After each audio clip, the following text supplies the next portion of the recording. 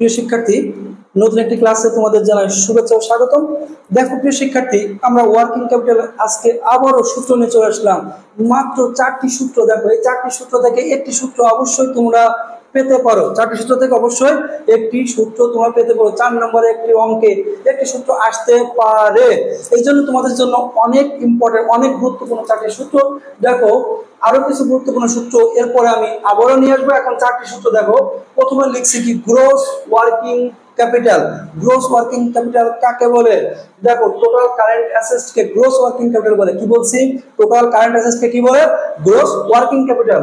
2 number net working capital. Total current assets থেকে total current liabilities বিয়োগ করলে যা পাওয়া যায় তাকে বলা হয় নেট ওয়ার্কিং ক্যাপিটাল। এরপর আসি কারেন্ট রেশিও। কারেন্ট রেশিও কিভাবে পাবো? কারেন্ট রেশিও চলতি অনুপাত। চলতি অনুপাত হচ্ছে কারেন্ট অ্যাসেটস ভাগ কারেন্ট লায়াবিলিটিস। পরে 4 নম্বরে এনেছি অ্যাসিড টেস্ট রেশিও।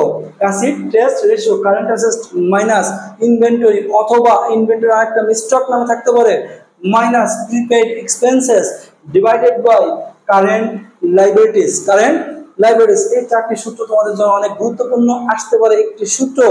অবশ্যই তোমরা মনোযোগ সহকারে ক্লাসটি দেখবে, ক্লাসটি করবে এবং আমার চ্যানেলটিকে সাবস্ক্রাইব করবে এবং আমার পেজটিকে লাইক, কমেন্টস এবং শেয়ার করে দেবে। সবাই ভালো থেকো, সুস্থ থেকো, সবার জন্য অনেক অনেক শুভকামনা।